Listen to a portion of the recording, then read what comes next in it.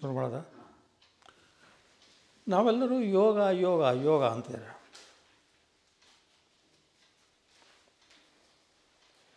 ಯೋಗ ಅಂದರೆ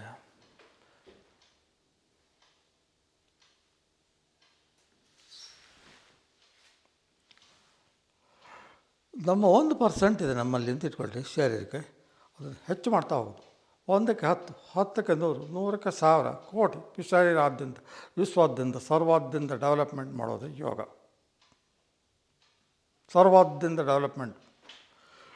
ಈ ಪ್ರಾಣದ ಇನ್ನೂ ಒಂದು ಮಾತು ಹೇಳ್ತಾರೆ, ಪ್ರಾಣದೊಡನೆ ಮನಸ್ಸನ್ನು ಜೋಡಿಸೋಕರಿಗೆ ಪ್ರಾಣಾಯಾಮ ಅಂತಾರೆ. ಪ್ರಾಣದೊಡನೆ ಮನಸ್ಸನ್ನು ಜೋಡಿಸೋಕರಿಗೆ ಪ್ರಾಣಾಯಾಮ ಅಂತಾರೆ. ಪ್ರಾಣ ಎಲ್ಲಿದೆ ಕಡೆ ಇಡೀ ವಿಶ್ವದ ತುಂಬೆಲ್ಲ ಪ್ರಾಣ ಇದೆ. ಶರೀರಾದ್ಯಂತ ವಿಶ್ವಾದ್ಯಂತ ಸರ್ವಾದ್ಯಂತ ಎಲ್ಲ ಕಡೆಗೂ ಪ್ರಾಣ ತುಂಬಲ್ಪಟ್ಟಿದೆ. ಇದರ ಮನಸ್ಸನ್ನು ಜೋಡಿಸೋಕರಿಗೆ ಪ್ರಾಣಾಯಾಮ ಅಂತಿದ್ದಾರೆ. ಈ ಪ್ರಾಣಾಯಾಮವನ್ನು ಅಭ್ಯಾಸ ಮಾಡಬೇಕು. ಯೋಗ ಬೇಕಾದವರಿಗೆ ಇದು ಖಂಡಿತ ಸಿದ್ಧಿಸ್ತದೆ. ಪ್ರಾಣ ಎಲ್ಲಿದೆ ನೋಡ್ಕೊಳ್ಳಿ. ಇರುವೆ, ಕ್ರಿಮಿ, ಕೀಟ, ಪಶು, ಪಕ್ಷಿ, ಪ್ರಾಣಿ ಎಲ್ಲದರಾಗೂ ಇದೆ. ಇರುವೆ ಹರಿತದೆ ಅಂದರೆ ಅವರ ಪ್ರಾಣ ಇದೆ ಅಲ್ವಾ? ಇವರು ಮಾತಾಡ್ತಿದ್ದಾರೆ ಅಂದರೆ ಇವರು ಪ್ರಾಣ ಇದೆ. ಮಾತಾಡೋಕ್ಕೆ ಪ್ರಾಣ ಬೇಕು, ಕೇಳೋಕ್ಕೆ ಮಾತಾಡೋಕ್ಕೆ ಪ್ರತಿಯೊಂದಕ್ಕೂ ಪ್ರಾಣ ಬೇಕು. ಪ್ರಾಣ ಇಲ್ಲದೆ ಏನೂ ಇಲ್ಲ ಇಲ್ಲ ಜಗತ್ತಿನಾಗ. ಇಡೀ ಜಗತ್ತು ಪ್ರಾಣದ ಮೇಲೆ ತುಂಬಿದೆ. ನೀವು ಮಾತಾಡೋಕ್ಕೆ ಓದಬೇಕು, ಕೇಳೋಕ್ಕೂ ಓದಬೇಕು, ಗಮನಿಸೋಕ್ಕೂ ಬೇಕು, ಆಲೋಚಿಸೋಕ್ಕೂ ಓದಬೇಕು. ಪ್ರಾಣ ಇದೆ ಈ ಜಗತ್ತಿನಲ್ಲಿ ಏನೂ ಇರೋದಿಲ್ಲ, ಎಲ್ಲವೂ ಪ್ರಾಣಮಯವಾಗಿದೆ. ಇಡೀ ವಿಶ್ವವೇ ಪ್ರಾಣಮಯವಾಗಿದೆ. ಅದರೊಡನೆ ಮನಸ್ಸನ್ನು ಜೋಡಿಸೋಕರಿಗೆ ಪ್ರಾಣಾಯಾಮ ಅಂದಿದ್ದಾರೆ. ನಾವು ಮಾತಾಡೋದು ಸ್ವಾಭಾವಿಕ ಅಂತ ತಿಳ್ಕೊಬರ್ತೇವೆ. ಅದೊಂದು ಎನರ್ಜಿ ಅಂತ ನಾವು ಯೋಚನೆ ಮಾಡೋದಿಲ್ಲ, ನೋಡೋದಕ್ಕೆ ಬೇಕು. ಅದು ಎನರ್ಜಿ ಅಂತ ನಾವು ಯಾವತ್ತೂ ಯೋಚನೆ ಮಾಡೇ ಇರೋದಿಲ್ಲ. ಅದನ್ನು ಕುರಿತು ಯೋಚಿಸಿದರೆ ಅದು ಬರುತ್ತೆ. ನಿಮ್ಮ ಮೊಬೈಲನ್ನು ಕುರಿತು ಆಲೋಚನೆ ಮಾಡಿದ್ರೆ ಮೊಬೈಲ್ ನಿಮಗೆ ಬರುತ್ತೆ ತಾನೇ. ಹಾಗೆ ಲ್ಯಾಪ್ಟಾಪ್ ಇರಲಿ ಅಥವಾ ಇಂಜಿನಿಯರ್ ಇರಲಿ, ಡಾಕ್ಟ್ರ್ ಇರಲಿ, ಅದ್ರ ಬಗ್ಗೆ ಕುರಿತು ಯೋಚನೆ ಮಾಡಿ, ಅದು ನಿಮ್ಗೆ ಒಂದೇ ಬರುತ್ತೆ ಅಲ್ವಾ? ಹಾಗೆ ಪ್ರಾಣದೊಡನೆ ಮನಸ್ಸನ್ನು ಜೋಡಿಸಿದರೆ, ಮನಸ್ಸನ್ನು ಗಮನಿಸಿದರೆ ಪ್ರಾಣವೂ ಬಂದುಬಿಡುತ್ತೆ. ಇಡೀ ವಿಶ್ವ ಪ್ರಾಣದ ಮೇಲೆ ನಿಂತಿದೆ. ಇಡೀ ಪ್ರತಿಯೊಂದು ಆ್ಯಟಮ್ಸು ಸಹ ಪ್ರಾಣದ, ಪಂಚಭೂತಗಳು ಸಹ ಪ್ರಾಣದ ಮೇಲೆ ನಿಂತಿದೆ. ಪ್ರಾಣ ಇಲ್ಲದೆ ಜಗತ್ತಿನಲ್ಲಿ ಇನ್ಯಾವುದೂ ಇಲ್ಲ. ಪ್ರಾಣ ಇಲ್ಲದೆ ಜಗತ್ತಿನಲ್ಲಿ ಇನ್ಯಾವುದೂ ಇಲ್ಲೇ ಇಲ್ಲ. ನೀವು ಪ್ರಾಣದೊಡನೆ ಮನಸ್ಸನ್ನು ಜೋಡಿಸಿ, ಇದು ಪ್ರಾಣಾಯಾಮ. ಗಮನಿಸಿ. ಮತ್ತು ಈ ಪ್ರಾಣವನ್ನು ಹೇಗೆ ಗಮನಿಸಬೇಕು ಅಂದರೆ, ಇದು ಸಹಜವಾಗಿ ಗಮನಿಸಬೇಕು. ಬಲಾತ್ಕಾರ ಅಲ್ಲ, ಆಟ ಅಲ್ಲ. ಎಲ್ಲ ಕಡೆಗಿದೆಯಲ್ಲ, ಎಲ್ಲೆಲ್ಲೂ ಇದೆಯಲ್ಲ, ಎಲ್ಲದರೊಳಗೂ ಒಂದು ಇದೆಯಲ್ಲ, ಅದು ಪ್ರಾಣಾಯಾಮ. ನಿಮ್ಮ ರಕ್ತದ ಕಣಕಣಗಳಲ್ಲಿ ಅದು ಪ್ರಾಣಾಯಾಮ ಇದೆ, ಪ್ರಾಣ ಇದೆ. ಅದನ್ನು ಕುರಿತು ಯೋಚನೆ ಮಾಡಿ. ಶರೀರಾದ್ಯಂತ ವಿಶ್ವಾದ್ಯಂತ ಸರ್ವಾದ್ಯಂತ ಪ್ರಾಣ ಇದೆ. ಇದರೊಡನೆ ಮನಸ್ಸನ್ನು ಜೋಡಿಸಿ, ಇದು ಮಹಾನ್ ಪ್ರಾಣಾಯಾಮ.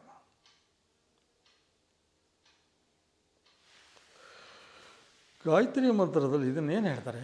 ತತ್ ಸರ್ವಂ, ತತ್ ಪ್ರಾಣವು ಸರ್ವವೂ ಆಗಿದೆ. ಸೂರ್ಯನೋಪಾದಿಯಲ್ಲಿ ಇಡೀ ಜಗತ್ತಿನ ತುಂಬಲ್ಪಟ್ಟಿದೆ.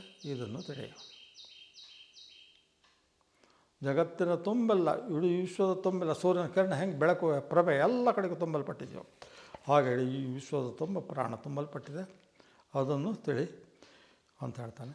ಇನ್ನೂ ಮುಂದಿನ ಶಬ್ದದಲ್ಲಿ ಹೇಳ್ತಾನೆ, ಅದು ಭಾರ್ಗೋ ಅಂತಾನೆ. ಭಾರ್ಗೋ ಅಂದರೆ ಪ್ರಕಾಶ.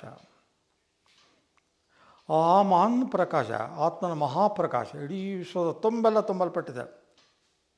ಮಾತಾಡೋಕ್ಕೆ ಓದಬೇಕು, ಕೇಳೋಕ್ಕೂ ಬೇಕು, ನೋಡೋಕ್ಕೆ ಬೇಕು, ಗಮನಿಸಬೇಕು, ಎಲ್ಲಕ್ಕೂ ಓದಬೇಕು. ಆ ಮಹಾನ್ ಪ್ರಕಾಶ ಪ್ರತಿಯೊಂದು ಇರುವೆಯಲ್ಲೂ ಇದೆ, ಕ್ರಿಮಿಯಲ್ಲಿದೆ, ಕೀಟದಲ್ಲಿದೆ, ಪ್ರತಿಯೊಂದು ವಸ್ತುಗಳಲ್ಲೂ ಅದೇ ತುಂಬಲ್ಪಟ್ಟಿದೆ.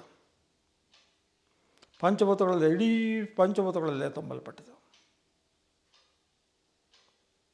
ಅದಿಲ್ಲದೆ ಯಾವುದೇ ಪರಿಸ್ಥಿತಿಯೂ ಇಲ್ಲ.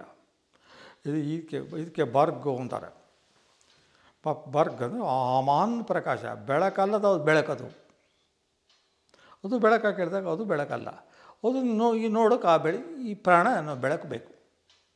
ಈ ಬೆಳಕನ್ನು ನೋಡೋಕೆ ಪ್ರಾಣ ಅನ್ನೋ ಬೆಳಕು ಬೇಕು. ಅದಕ್ಕೆ ಬೆಳಕೋದು. ಅದು ಬೆಳಕಲ್ಲದ ಬೆಳಕು. ಅದನ್ನು ನೋಡು, ಅದನ್ನು ತಿಳಿ. ಈ ವಿಶ್ವ ಇರು ಹರಿತಾ ಇದೆ ಅಂದರೆ ಆ ಬೆಳಕಿಂದ ಓಡಾಡ್ತಾ ಇದೆ. ಮರ ಬೆಳೀತದೆ, ಆ ಬೆಳಕಿಂದ ಬೆಳಗ್ತಾರೆ. ನೀವು ಇಲ್ಲಿಗೆ ಬಂದಿದ್ದೀರಿ ಅಂದರೆ ಅದೇ ಬೆಳಕಿಂದ ಬಂದಿದ್ದೀರಿ. ಆ ಬೆಳಕು ನಿಮ್ಮ ಹತ್ರ ಇಲ್ಲದಿದ್ದರೆ ನೀವು ಬರೋಕ್ಕಾಗ್ತಿದ್ದಿಲ್ಲ. ಅದು ಬೆಳಕಲ್ಲದ ಬೆಳಕು, ನಿಜವಾದ ಬೆಳಕು.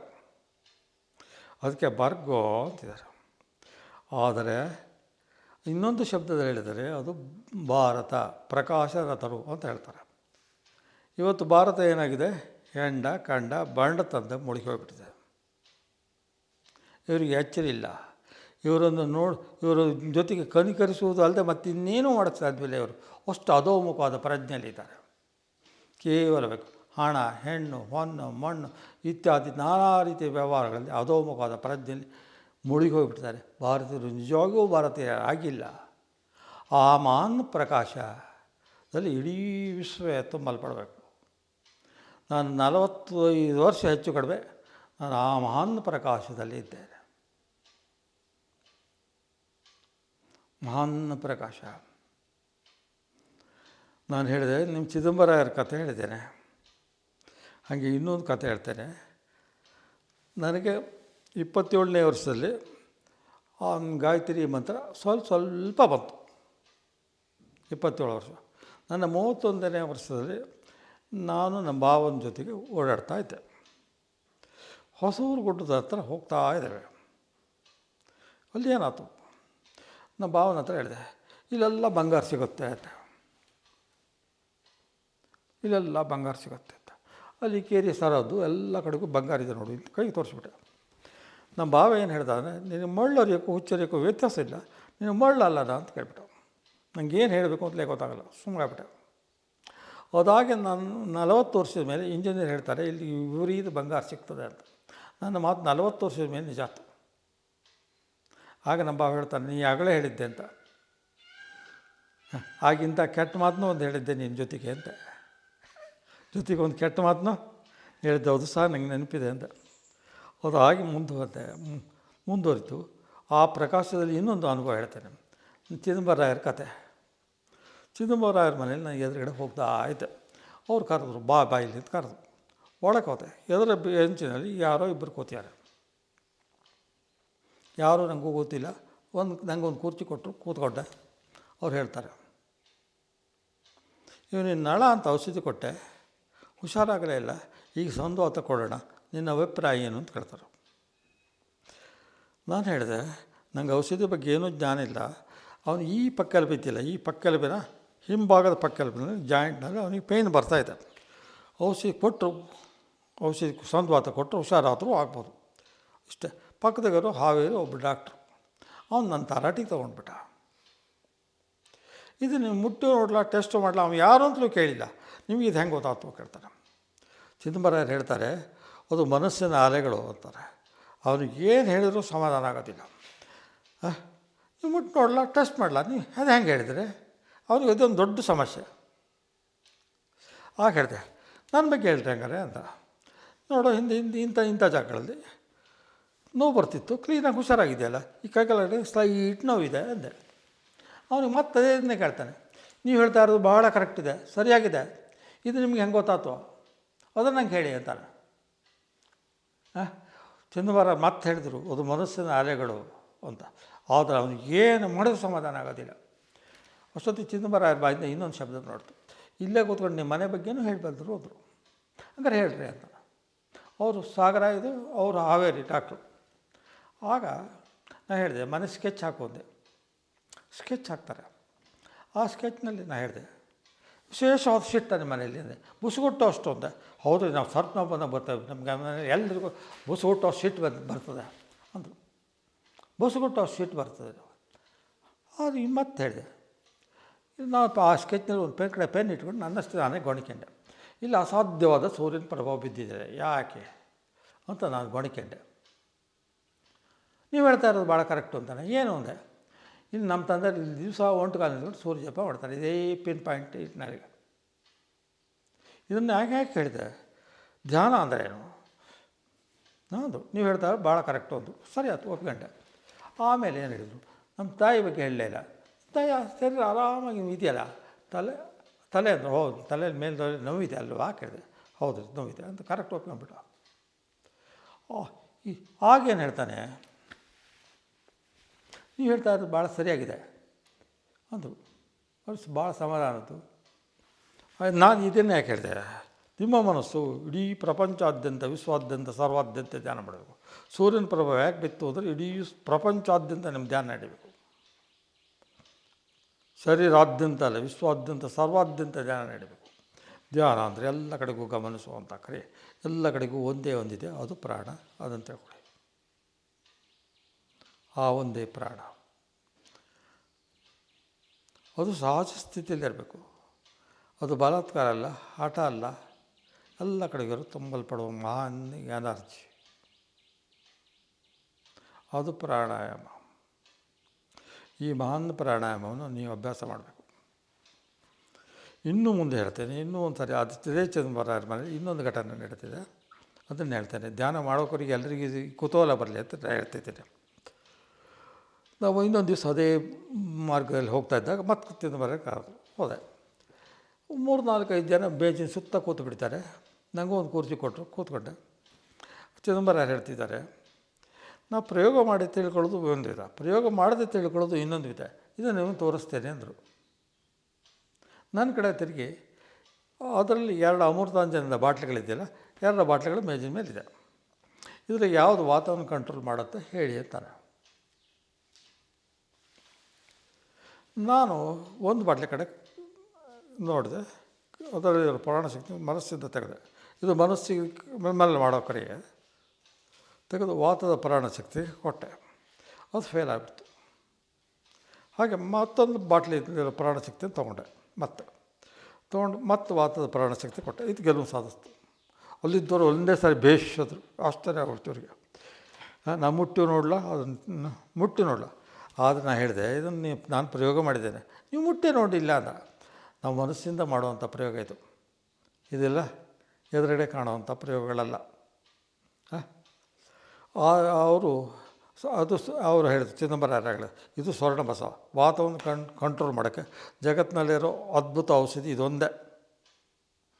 ಇದು ನಿಮಗೆ ಸಾಕಾಗೋದಿಲ್ಲ, ಇದು ನೀವು ತೊಗೊಂಡು ನಂಗೆ ಕೊಟ್ಬಿಟ್ರು. ಅದು ನನ್ನ ಯೋಗ್ಯತೆ ಇರೋದಿಷ್ಟು, ಇದು ನಿಮ್ಮ ಶರೀರಕ್ಕೆ ಸಾಕಾಗೋದಿಲ್ಲ, ನನ್ನ ಯೋಗ್ಯತೆ ಇರೋದಿಷ್ಟು ಅಷ್ಟೇ. ಬಂಗಾರದ ಭಸ್ಮ, ಅದಕ್ಕೆ ಬೆಲೆ ಇದೆ ತಾನೇ, ಪ್ಯೂರ್ ಬಂಗಾರದ ಭಸ್ಮ ಕೊಟ್ಟರು, ತಗೊಂಡೆ. ಅಂದರೆ ಧ್ಯಾನ ಅಂದರೆ ಸರ್ವಮಯವಾಗಿ ನಡೆಯಬೇಕು. ಸರ್ವಮಯ, ವಾತ ಪಿತ್ತ ಕಫ ಎಲ್ಲವನ್ನು ಆವರಿಸ್ತದೆ, ಪ್ರಾಣವೇ ಎಲ್ಲವೂ ಆಗಿದೆ. ಅದು ನೀವು ಪ್ರಾಣವನ್ನು ತಿಳಿರಿ, ಎನರ್ಜಿ. ಇದರೊಡನೆ ದಿನ ಹಿಂಬಾಲಿಸಿ ಮಹಾನ್ನವಾದ ಬ್ರಹ್ಮಸ್ಥಿತಿಯನ್ನು ತಲುಪಿ. ಇದು ಪ್ರಾಣಾಯಾಮದ ಕ್ರಿಯೆ. ಮತ್ತು ಇನ್ನೊಂದು ಕ್ರಿಯೆ ಹೇಳ್ತೇನೆ, ಇನ್ನೊಂದು ಅನುಭವ, ನನ್ನ ಅನುಭವ ಹೇಳ್ತೇನೆ. ಒಂದು ದಿವಸ ವಾಕಿಂಗ್ ಮಾಡ್ತಾ ಇದ್ದಾಗ, ಇದಾಗ 45 ವರ್ಷ ಆಗಿದೆ ನಾನು ಹೇಳ್ತಿದ್ದೀನಿ. 45 ವರ್ಷ ಆದರೂ ಬರ್ಗ್ ಅನ್ನೋದು ಮುಂದೆ ಪ್ರಾಣನ ಕೇಳೇ ಇಲ್ಲ, ಅವನು ಹೇಳೂ ಇಲ್ಲ. ನಾನು ಒಂದು ದಿವಸ ಅದ್ರ ಮಂದಿ ವಿಚಾರಣೆ ಮಾಡಿಲ್ಲ. ಯಾಕೆಂದರೆ ಬರ್ಗ್ ಅನ್ನೋದು ಮಹಾನ್ ಆನಂದ. ಆ ಮಹಾನ್ ಪ್ರಕಾಶದಲ್ಲಿ ದಿನ ತೇಲ್ತಾ ಬಳಿಗೆ ಹೋಗ್ಬಿಟ್ಟಿದ್ದೇನೆ ಮಹಾಸ್ಥಿತಿಯಲ್ಲಿ. ಅದ್ರ ಮುಂದೆ ಏನು ಕೇಳಬೇಕು ಅನ್ನೋದು ನಂಗೆ ಗೊತ್ತೇ ಆಗಲಿಲ್ಲ. ಯಾಕೆಂದರೆ ಅದನ್ನೇ ಚೆನ್ನಾಗಿ ಬಿಟ್ಟಿದೆಯಲ್ಲ, ಅದರಿಂದ ಆ ಖುಷಿ ಮುಂದೆ ಮತ್ತು ಯಾವುದು ಖುಷಿಯೇ ಅಲ್ಲ, ಆ ಸ್ಥಿತಿಯಲ್ಲಿ ಮುಡ್ಕೊಬಿಟ್ಟಿದ್ದೇನೆ. ಆದರೆ ಒಂದು ದಿವಸ ವಾಕಿಂಗ್ ಮಾಡ್ತಾ ಆಯ್ತು ಇಲ್ಲಿ ಮನೇಲಿ. ಹಾಗೆ ಕೇಳ್ತೇನೆ, ಪ್ರಾಣ ಕೇಳ್ತೇನೆ, ನನ್ನ ಮುಂದಿನ ಸಾಧನೆ ಏನು ಕೇಳ್ತೇನೆ. ನಂಗೆ 45 ವರ್ಷ ಕಳೆದೋಗ್ಬಿಟ್ಟಿದೆ, ಅಲ್ಲಿವರೆಗೂ ನನಗೆ ಅದ್ರ ಬಗ್ಗೆ ಮುಂದೆ ಕೇಳಬೇಕು ಅಂತಲೇ ಅನಿಸೇ ಇರಲ್ಲ. ಕೇಳ್ತಾನೆ, ಸಾವನ್ನು ಹುಡುಕು ಅಂತಾನೆ ಅವ. ಸಾವನ್ನು ಹುಡುಕು. ನಾನು ಆಮೇಲೆ ಯೋಚನೆ ಮಾಡೋಕ್ಕೆ ಶುರು ಮಾಡಿದೆ. ದಿನ ಒಂದು 6 ತಿಂಗಳವರೆಗೆ ಈ ಹೂ ಆರುತ್ತೆ, ಅನ್ನದಲ್ಲಿ ಬೆಳೆಯುತ್ತೆ, ಇದು ಸಾವೇ, ಹೀಗೆಲ್ಲ ಆಲೋಚನೆ ಮಾಡಿದೆ. ನನ್ನದು ಯಾವುದು ಕಲ್ಪನಾ ಲೋಕಗಳು ನಾನು ಆಲೋಚನೆ ಮಾಡೋಕ್ಕೆ ಏನು ಮಾಡಿದ್ರು ಅದು ನನಗೆ ಕರೆಕ್ಟಾಗಿ ಸ್ಯಾಟಿಸ್ಫ್ಯಾಕ್ಷನ್ ಆಗ್ತಾಯಿಲ್ಲ. ಒಂದು ದಿವಸ ಇವತ್ತು ಭಾಳ ಪ್ರಸನ್ನವಾಗಿತ್ತು. ಹಾಗೆ ನಮ್ಮ ಹಾಸಿಗೆ ಮೇಲೆ ಮಂಚದ ಮೇಲೆ ಕೂತ್ಕೊಂಡು ಧ್ಯಾನ ಮಾಡೋದು. ಅಲ್ಲೋ ಕೂತ್ಕೊಂಡು ಹಾಗೆ ಕೇಳ್ತೇನೆ, ಪ್ರಾಣ ಕೇಳ್ತೇನೆ, ಎಲ್ಲರೂ ಹೀಗೆ ಇಟ್ಕೊತಾರಲ್ಲ, ಇದೇನು ಅಂತ ಕೇಳ್ತೇನೆ. ಹೀಗೆ ಇಟ್ಕೋತಾರಲ್ಲ, ಇದೇನು ಅಂತ ಕೇಳ್ತೇನೆ. ಆಗ ಹೇಳ್ತಾನೆ ಪ್ರಾಣ, ಇದು ಸೂಕ್ಷ್ಮ, ಎರಡು ಬೆರಳು ಸೇರುವಂಥ ಜಾಗ ಅತಿ ಸೂಕ್ಷ್ಮವಾದದ್ದು, ಇದನ್ನು ತಿಳಿ. ಸೂಕ್ಷ್ಮ ಅಂದ ತಕ್ಷಣ ನಾನು ಕೇಳಿದೆ, ಇದು ಅಣುಮ ಕೇಳ್ತೇನೆ. ಇದು ಅಣುಮ, ಸೂಕ್ಷ್ಮ ನಿರ್ಧರಿಸಲ್ಪಟ್ಟಿದೆ, ಅಣು ನಿರ್ಧರಿಸಲ್ಪಟ್ಟಿದೆ, ಆದ್ದರಿಂದ ಸೂಕ್ಷ್ಮ ಅದಲ್ಲ ಅಂತ. ನಾನು ಇನ್ನೂ ಒಂದು ಕೇಳಿದೆ, ಪರಮಾಣು ಕೇಳ್ತೇನೆ, ಅದು ಸಹ ನಿರ್ಧರಿಸಲ್ಪಟ್ಟಿದೆ, ಆದ್ದರಿಂದ ಅದು ಅಲ್ಲ ಅಂತಾನೆ. ಅದು ಅಲ್ಲ. ಹಾಗಾದರೆ ಬೆಳಕ ಕೇಳ್ತೇನೆ, ಅದೊಂದು ಅನುಭವ, ಅದು ನಿರ್ಧರಿಸಲ್ಪಟ್ಟಿದೆ, ಆದ್ದರಿಂದ ಅದು ಅಲ್ಲ ಅಂತಾನೆ. ಹಾಗಾದ್ರೆ ಇನ್ನೂ ನಾನು ಬುದ್ಧಿವಂತಿಕೆಯಿಂದ ಮಾತಾಡ್ತೇನೆ. ನಿದ್ದೆ ಕೇಳ್ತೇನೆ, ನಿದ್ದೆ ಒಂದು ಅನುಭವ, ಅದು ನಿರ್ಧರಿಸಲ್ಪಟ್ಟಿದೆ, ಅದು ಅಲ್ಲ ಅಂತಾನೆ. ನಾನು ಬುದ್ಧಿವಂತಿಕೆಯಿಂದ ಕೇಳ್ತೇನೆ, ಅದು ನಿದ್ದೆ, ಅದು ಅಲ್ಲ ಅಂತಾನೆ. ಪ್ರಾಣ ಸ್ಪಷ್ಟ ಮಾತಾಡ್ತಿದ್ದಾನೆ, ನಾನು ಫಸ್ಟ್ ಕ್ಲಾಸ್ ಕೇಳ್ತಾಯಿದ್ದೆ, ಅದ್ಭುತವಾದಂಥ ಸ್ಥಿತಿ. ಅಲ್ಲ ಅಂತಾನೆ. ಇವನು ಹಂಗಾದ್ರೆ ಆಕಾಶ ಕೇಳ್ತಾನೆ, ಅದೊಂದು ಅನುಭವ, ಅದು ನಿರ್ಧರಿಸ್ಬಿಟ್ಟಿದೆ, ಅದು ಸೂಕ್ಷ್ಮ ಅಲ್ಲ ಅಂತಾನೆ. ಆಕಾಶ ಖಾಲಿ, ಅದು ಅಲ್ಲ ಅಂತಾನೆ. ಅವನು ಇನ್ನೂ ಮುಂದೆ ಕೇಳ್ತಾನೆ, ಪಂಚಭೂತಗಳ ಕೇಳ್ತಾನೆ, ಅದು ಅಲ್ಲ, ಅದು ಎಲ್ಲವೂ ಇದೆ, ಅದು ನಿರ್ಧರಿಸಲ್ಪಟ್ಟಿದೆ, ಅದು ಸೂಕ್ಷ್ಮ ಅಲ್ಲ ಅಂತ. ನನಗೆ ಇನ್ನೂ ಆಶ್ಚರ್ಯ ಆಗ್ಬಿಡ್ತು. ಹಂಗಾರೆ ಇನ್ನೂ ಮುಂದೆ ಕೇಳ್ತೆ, ನೀನಾದರೂ ಸೂಕ್ಷ್ಮನ ಕೇಳ್ತಾನೆ. ನನ್ನ ಒಂದು ಮುಖ ನಾನು ಸೂಕ್ಷ್ಮನಲ್ಲ ಅಂತಾನೆ. ನನ್ನ ಇನ್ನೊಂದು ಮುಖ ಇದೆ, ಅದೇನು ಅಂತ ಗೊತ್ತಿಲ್ಲ, ಅದು ಸೂಕ್ಷ್ಮ. ನಾನು ಇರುವಿಕೆಯಲ್ಲಿದ್ದೇನೆ, ನಾನು ಸೂಕ್ಷ್ಮ ಅಲ್ಲ, ನನ್ನ ಮತ್ತೊಂದು ಮುಖ ಇದೆ, ಅದು ಗಾಯತ್ರಿ ಮಂತ್ರ, ಅದು ನಿಜವಾದ ಸ್ಥಿತಿ, ಅದು ಸೂಕ್ಷ್ಮ. ಅದೇನು? ಪ್ರಾಣನ ಇರುವಿಕೆಯಲ್ಲಿದ್ದಾನೆ, ಎಲ್ಲ ಬದುಕು ಎಲ್ಲ ಇರುವಿಕೆಯಲ್ಲಿದೆ ಅಲ್ವಾ. ಮತ್ತೊಂದು ಮುಖ ಇದೆ, ಅದು ಖಾಲಿ, ಅದು ಏನು ಅಂತ ಗೊತ್ತಿಲ್ಲ, ಅದು ಬುದ್ಧಿ ಅಂತಾನೆ. ಅದರಿಂದ ಇಡೀ ವಿಶ್ವ ನಿರ್ಮಾಣ ಆಗಿದೆ. ಇದನ್ನೇ ಪರಿಪೂರ್ಣ ಅಂತ ತೋರಿಸ್ತಿದ್ದಾರೆ. ಇಡೀ ವಿಶ್ವ ನಿರ್ಮಾಣ ಆಗಿದೆ. ಅದು ಧಿಯೋ ಯೋನ ಪ್ರಚೋದಯಾತ್, ಅದು ಧಿಯೋ ಯೋನ ಪ್ರಚೋದಯಾತ್. ಬುದ್ಧಿ ನಮ್ಮ ವರ್ಗೋ ದೇವಶ್ಯದಿಮಿ ಧಿಯೋ ಯೋನ ಪ್ರಚೋದ, ಅದು ಬುದ್ಧಿ. ಆ ಬುದ್ಧಿ ಅಂತ ಹೇಳ್ತಾನೆ, ಅದು ಏನು ಅಂತ ಅವನು ಹೇಳೋದಿಲ್ಲ. ನೀನು ಹೇಳ್ತಾರೆ ಗಾಯತ್ರಿ ಮಂತ್ರದ ಧಿಯೋ ಯೋನ ಪ್ರಚೋದಯಾತ್, ಅದು ಆಗಿದೆ, ಅದನ್ನು ತಡೆ. ಗಾಯತ್ರಿ ಮಂತ್ರ ಹೇಳ್ತೇವೆ, ದೇವಶ್ಯದಿಮೆ, ದೇವಶ್ಯ ನಾಶವಿಲ್ಲದ ಬುದ್ಧಿದು. ಇಡೀ ವಿಶ್ವವೇ ಪ್ರಪಂಚ, ಇಡೀ ವಿಶ್ವ, ಪ್ರಾಣ, ಪ್ರತಿಯೊಂದು ನಾಶ ಆಗ್ಬೋದು, ಸರ್ವವೂ ನಾಶ ಆಗ್ಬೋದು, ನಾನು ಸಹ ನಾಶ ಆಗ್ಬೋದು. ಅದದ್ದು ನಾಶವಾಗೋದಿಲ್ಲ, ಅದು ಬುದ್ಧಿ, ಅದನ್ನು ತಿಳಿ. ಅದು ಧಿಯೋ ಯೋನ ಪ್ರಚೋದಯಾತ್, ಅದು ಬುದ್ಧಿ, ಅದನ್ನು ಇಡೀ ಜಗತ್ತು ನಿರ್ಮಾಣ ಆಗಿದೆ, ಅದನ್ನು ನೀನು ತಿಳಿ. ಅದು ದೇವಶ್ಯ ಧೀಮೆ, ಅದು ನಾಶವಿಲ್ಲದ ಬುದ್ಧಿ, ಅದನ್ನು ನೀನು ತಿಳಿ. ಅದನ್ನ ಮುಂದೆ ಮಾತಾಡ್ತಾನೆ. ಆಗ ಹೇಳ್ತಾನೆ, ಕುಶಾಗ್ರ ಅಂತಾರೆ. ಕುಶಾಗ್ರ ದರ್ಬೆ ಇರ್ತದೆ, ಅದರ ಮುಂದೆ ಏನಿದೆ? ಏನೂ ಇಲ್ಲ ಅಂದ. ಹಾಗೆ ಇದರ ಮುಂದೆ ಏನಿದೆ? ಇದು ಏಕಾಗ್ರ. ಈ ಮುಂದೆ ಏನೂ ಇಲ್ಲ, ಅದು ಏಕ ಅಗ್ರ. ಅದರ ಮುಂದೆ ಇಡೀ ಪ್ರಪಂಚ, ಇಡೀ ವಿಶ್ವ ಆಲೋಚನೆ ಯಾವುದೂ ಇಲ್ಲ, ಇದು ಏಕಾಗ್ರ ಅಂತಾರೆ. ನಾವು ಫೋಟೋದ ಮೇಲೋ ವಿಗ್ರಹಗಳ ಮೇಲೋ ಮನಸ್ಸನ್ನು ಕೇಂದ್ರೀಕರಿಸ್ತೇವೆ, ಇವೆಲ್ಲವೂ ಏಕಾಗ್ರತೆ ಅಲ್ಲ. ಅದರ ಮುಂದೆ ಏನಿದೆ ಕೇಳಿ ಏನೂ ಇಲ್ಲ, ಅದು ಏಕಾಗ್ರ. ಏಕ ಮತ್ತು ಅಗ್ರ, ಆ ಮಹಾಸ್ಥಿತಿ, ಅದನ್ನು ತಲುಪು.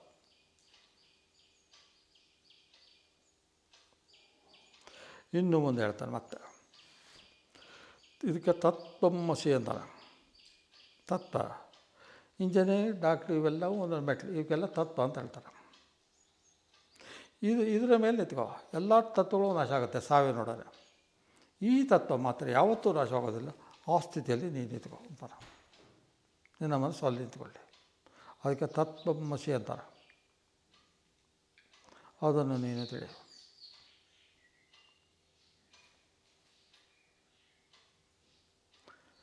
ತತ್ವಮಸಿ ಅಲ್ಲ, ಆ ಸ್ಥಿತಿಯಲ್ಲಿ ಮುಳುಗಿ ಹೋಗ್ಬಿಡುತ್ತೆ ಮನಸ್ಸು. ಮುಂದಿನ ಶಬ್ದ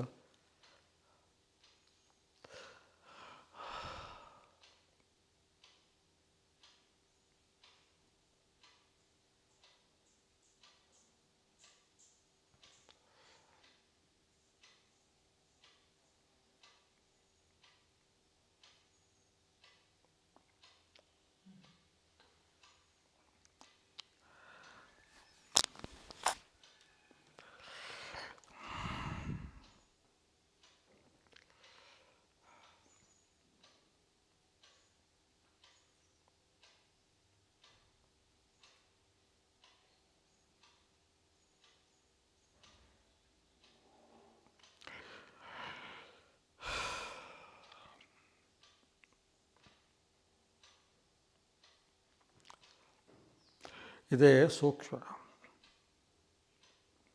ಇದೇ ಪರಿಪೂರ್ಣವಾದದ್ದು. ಇದನ್ನು ನೀನು ಅನುಸರಿಸು, ಎಲ್ಲಲ್ಲೂ ಇದೆ. ಅದು ಆ ಸೂಕ್ಷ್ಮತೆ ಇರೋದ್ರಿಂದ ಇಡೀ ಜಗತ್ತು ಪರಿಪೂರ್ಣವಾಗಿದೆ. ಅರೌಂಡ್ ಪರಿಪೂರ್ಣತೆ ಅಂತ ತೋರಿಸ್ತದೆ. ಇದು ಪೂರ್ಣವಾಗಿದೆ, ಇಡೀ ವಿಶ್ವವೇ ಎಲ್ಲವೂ ಆಗಲ್ಪಟ್ಟಿದೆ. ಅದನ್ನು ತಿಳಿ ಪರಿಪೂರ್ಣ ಜಗತ್ತಾಗಿದೆ, ವಿಶ್ವವೇ ಆಗಿದೆ, ಸರ್ವವಾಗಿದೆ.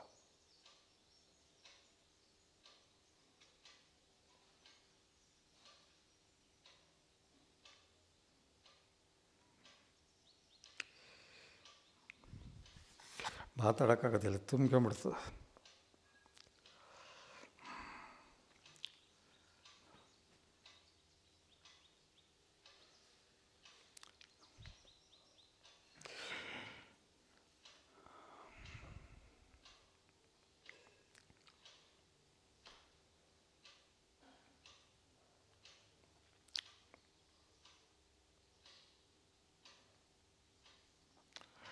ಇದಕ್ಕೆ ದೈವಿ ಸ್ಥಿತಿ ಅಂತಾರೆ. ದೈವಿ ಸ್ವಸ್ಥರಸ್ತುನಃ, ಅದು ಸ್ವಸ್ಥವಾದ ಮನಸ್ಸು. ಊರ್ಧ್ವಂ, ಅತ್ಯಂತ ಮೇಲಿನ ಸ್ಥಿತಿ, ಅದನ್ನು ತಲುಪು.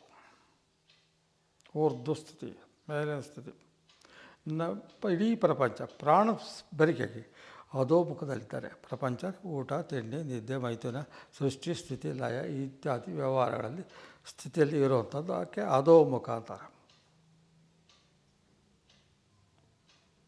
ನಾಶವಿಲ್ಲದ ಬುದ್ಧಿ, ಅದು ನಿಜವಾದ ಬುದ್ಧಿ. ಅದರಲ್ಲಿ ಊರ್ಧ್ವಮುಖರ, ಅದಕ್ಕೆ ದೈವಿ ಸ್ಥಿತಿ ಅಂತಾನೆ. ಅದು ನಾಶವಿಲ್ಲದ ಸ್ಥಿತಿ. ದೈವಿ ಸ್ವಸ್ಥರಸ್ತುನ, ಅದು ಸ್ವಸ್ಥವಾದ ಮನಸ್ಸು, ಅತ್ಯಂತ ಊರ್ಧ್ವ ಸ್ಥಿತಿ. ಅದನ್ನು ನೀನು ಅಲ್ಲಿಗೆ ತಲುಪು. ಅದು ಕೇವಲ ಅದು ಕೈವಲ್ಯ. ಅದರಿಂದ ಇಡೀ ವಿಶ್ವವೇ ನಿರ್ಮಾಣ ಆಗಿದೆ. ಇದಕ್ಕೆ ಅಧೋಮುಖ, ಇಡೀ ವಿಶ್ವ ನಿರ್ಮಾಣ ಆಗೋ ಸ್ಥಿತಿಗೆ ಅಧೋಮುಖವಾದ ಪ್ರಜ್ಞೆ, ಊರ್ಧ್ವ ಸ್ಥಿತಿ, ಕೇವಲ ಸ್ಥಿತಿ. ಅದು ಸ್ವಸ್ಥ ಸ್ಥಿತಿ, ಸ್ವಸ್ಥ ಮನಸ್ಸಿನ ಸ್ಥಿತಿ. ಅದನ್ನು ತಲುಪು.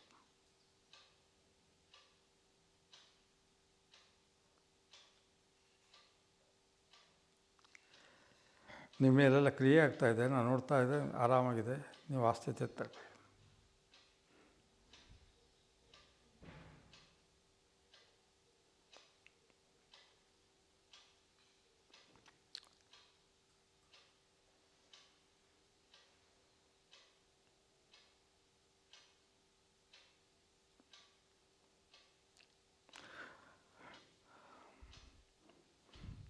ಅನಂತಮವ್ಯಗಂ ಸ್ಥಿರಗಂ, ಅನಂತವಾದ ಜಗತ್ತ ಸ್ಥಿರವು ಶಾಶ್ವತವಾದ್ದು ಶಿವ ಅಂತ ಪ್ರಾಣ, ಚ್ಯುತಿ ಇಲ್ಲದ್ದು ಆಗಿದೆ.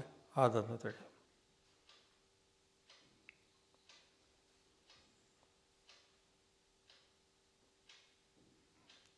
ಅದು ಏಕ ಅಗ್ರಸ್ಥಿತಿ.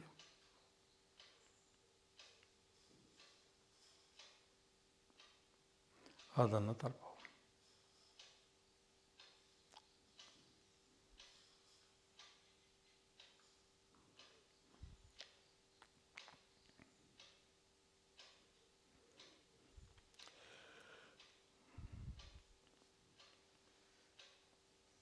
ಇದುವೇ ಬ್ರಹ್ಮಚರ್ಯ. ಬ್ರಹ್ಮದೊಡನೆ ಹಿಂಬಾಲಿಸಿ ಆ ಸ್ಥಿತಿಯನ್ನು ಅನುಭವಿಸೋ ಕಡೆ. ಶಾರೀರಿಕವಾಗಿರೋ ಸ್ಥಿತಿಗೆ ಆತ್ಮ ಅಂತಲೂ, ವಿಶ್ವಾದ್ಯಂತ ಇರೋ ಸ್ಥಿತಿಗೆ ಪರಮಾತ್ಮ ಅಂತಲೂ ಹೇಳ್ತಾರೆ. ಇದು ಎಲ್ಲೆಲ್ಲೂ ತುಂಬಿರೋ ಪರಮಾತ್ಮನ ಮಹಾಸ್ಥಿತಿ. ಅದನ್ನು ನೀನು ತಲುಪು. ಇದು ಪ್ರಾಣಾಯಾಮದ ಸಂಪೂರ್ಣ ಸ್ಟೇಜ್. ಆ ಸ್ಥಿತಿಗೆ ತಲುಪು. ಅತ್ಯುನ್ನತವಾದ ಭಾವ,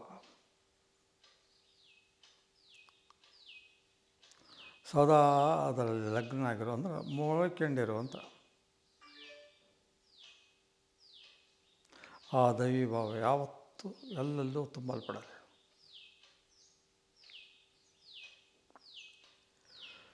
ನಿಮಗೆ ಬಡತನ ಇರ್ಬೋದು, ಸಿರಿತನ ಇರ್ಬೋದು, ಎಲ್ಲರೂ ಆ ಮಹಾಸ್ಥಿತಿಗೆ ತಲುಪಿ. ಈ ಛತ್ರದಲ್ಲಿ ಇರೋದು ಕೆಲವು ದಿನ, ಶಾರೀರ ಅನ್ನೋ ಛತ್ರದಲ್ಲಿ, ಅಷ್ಟರೊಳಗೆ ಅದನ್ನು ತಲುಪಿ ಮಹಾಸ್ಥಿತಿಯನ್ನು ಅನುಭವಿಸಿ ಆನಂದದ ಹೊಳೆ ನಿಮ್ಮಲ್ಲಿ ಹರಿಯಲಿ, ಆನಂದ ಬಾಷ್ಪ ನಿಮ್ಮಲ್ಲಿ ಬರಲಿ. ಸದಾ ಆನಂದ ಸ್ಥಿತಿಯಲ್ಲಿ, ಮಹಾ ಆನಂದ ಸ್ಥಿತಿಯಲ್ಲಿ ಮುಳುಗಿ ಸದಾ ಅದು ಮಕ ಪ್ರಜ್ಞೆಯಲ್ಲಿ ಯಾರೂ ಸುಖವಾಗಿಲ್ಲ. ಎಷ್ಟೇ ದುಡ್ಡಿರಲಿ, ಕಾಸಿರಲಿ, ಏನೇ ಇರಲಿ, ಅವರು ಸುಖವಾಗಿಲ್ಲ, ನೆಮ್ಮದಿ ಇಲ್ಲ, ಬದುಕಿನ ಗೊಂದಲಗಳಿದೆ. ಇಲ್ಲಿ ಶಾಂತಿ ಇದೆ, ಸಮಾಧಾನವಿದೆ, ಆನಂದದ ಬಾಷ್ಪ ಇದೆ. ಆ ಮಹಾಸ್ಥಿತಿಯಲ್ಲಿ ನೀವು ಮುಳುಗಿ ಸದಾ ಆ ಮಹಾಸ್ಥಿತಿಯನ್ನು ಕಾಣಿ. ಅದು ಕೇವಲ ಸ್ಥಿತಿ, ಅದು ಸ್ವಸ್ಥ ಸ್ಥಿತಿ, ಸ್ವಸ್ಥ ಮನಸ್ಸಿನ ಸ್ಥಿತಿ. ಅದಕ್ಕೆ ತಲುಪಿ. ನೀವು ಶಾರೀರಿಕವಾದ ಪ್ರಜ್ಞೆಯಿಂದ ಇಷ್ಟೇ ಅಂತ ಯೋಚನೆ ಮಾಡ್ತಿದ್ದೀರಾ. ಎನರ್ಜಿ ಮಾತ್ರ ಇಡೀ ಪ್ರಪಂಚವನ್ನು, ಸರ್ವವನ್ನು ಆವರಿಸಲ್ಪಟ್ಟಿದೆ. ಅದಂತೇಳಿ ಸರ್ವವನ್ನು ಆವರಿಸಲ್ಪಟ್ಟಿದೆ. ಈ ಒಂದನ್ನು ನೀವು ತಿಳಿಯಿರಿ.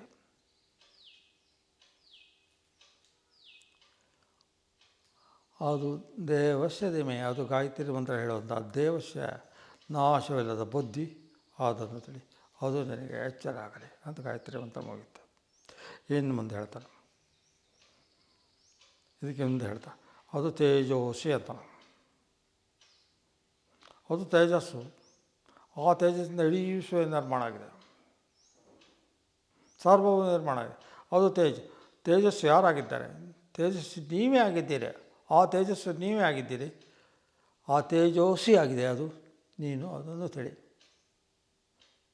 ಇಡೀ ವಿಶ್ವ ತೇಜೋಸಿ, ಅದಕ್ಕೆ ತೇಜಸ್ಸು ಅಂತಾರೆ. ಆ ತೇಜಸ್ಸು ಇರೋದ್ರಿಂದ ಮಾತಾಡೋಕ್ಕಾಗುತ್ತೆ, ಕೇಳೋಕ್ಕಾಗುತ್ತೆ, ನೋಡೋಕ್ಕಾಗುತ್ತೆ, ಮನಸ್ಸೋಕ್ಕಾಗುತ್ತೆ.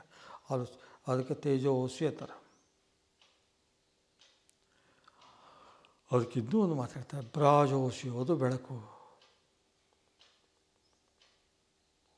ಆ ಬೆಳಕಿಂದ ನೀವೆಲ್ಲ ವ್ಯವಹಾರ ಮಾಡಬಲ್ಲರಿ. ಆದರೆ ನಿಜವಾಗೂ ಯಾವುದೋ ಮುಖಾದ ಪ್ರಜ್ಞೆ ಸುಖ ಇಲ್ಲ. ನೀವು ಆ ಬೆಳಕನ್ನು ನೋಡಿ, ಊರ್ಧ್ವ ಮುಖಸ್ಥಿತಿದೆ.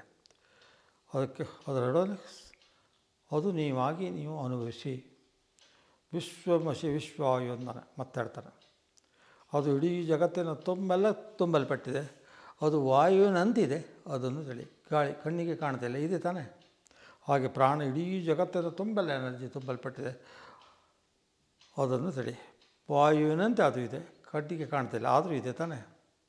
ಹಾಗೆ ಅದು ಅತ್ಯಂತ ಸೂಕ್ಷ್ಮ. ವಾಯುವಿನ ಏನು ಮಾಡ್ತೀರಾ? ಗಾಳಿ ಬೆಲೂನ್ನ ತುಂಬೋದು. ಅದು ಪ್ರಾಣ ಇವತ್ತಿನವ್ರಿಗೆ ತುಂಬಕ್ಕಾಗುತ್ತಾ? ನಿಮ್ಗೆ ಡಾಕ್ಟ್ರ್ ಕೊಯ್ದರು ಆಪ್ರೇಷನ್ ಮಾಡಿದ್ರು ನಿಮ್ಗೆ ತುಂಬಕ್ಕಾಗೋದಿಲ್ಲ. ಅದು ವಾಯುವಿನಂತೆ ಇದೆ, ಅದನ್ನು ತಿಳಿ. ವಿಶ್ವಮಸಿ, ಇಡೀ ವಿಶ್ವ ವಾಯುವಿನಂತ ಇಡೀ ಜಗತ್ತಿನ ತುಂಬೆಲ್ಲ ಆ ವಾಯು ತುಂಬಲ್ಪಟ್ಟಿದೆ. ಅಂಥ ವಾಯು, ಅದನ್ನು ತಿಳಿ. ಸರ್ವಮಸಿ, ಸರ್ವವೂ ಅದೇ ಆಗಿದೆ. ಸರ್ವ ವಾಯು, ಅದು ವಾಯುವಿನಂತೆ ಇದೆ, ಅದನ್ನು ತಿಳಿ. ನೀವು ಅಲ್ಲಿಗೆ ಯೋಚನೆ ಮಾಡಬೇಕು, ಹೋಗ್ಬೇಕು. ಈಗ ಒಂದು ಅರ್ಥ ಮುಗಿಸೋಣ, ಸಾಕಾರ. ಕಡೆ ಇನ್ನೊಂದು ಸ್ವಲ್ಪ ಹೊತ್ತಿನ ಮೇಲೆ ಮತ್ತೆ ಹೇಳ್ತೇನೆ.